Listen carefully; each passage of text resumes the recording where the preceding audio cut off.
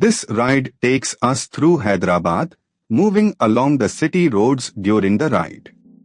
The mood here is calm and focused, with the sound of the engine carrying us through the changing rhythm of the streets.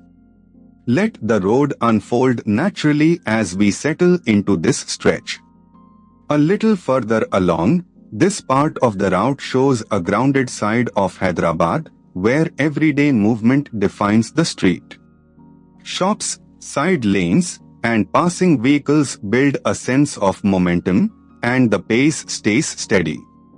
It is the kind of stretch where the ride feels less like a destination and more like a continuous observation.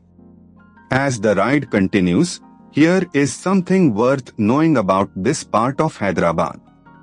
A calm and focused mind is your best tool for navigating Hyderabad's busy roads safely.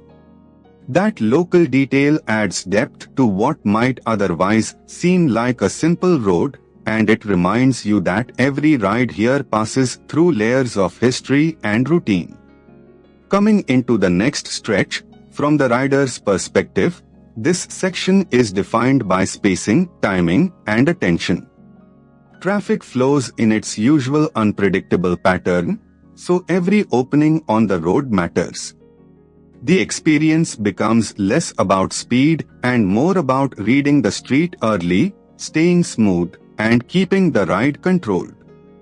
Further down the route, as the route continues, the presence of history-old city gives this stretch a stronger sense of place.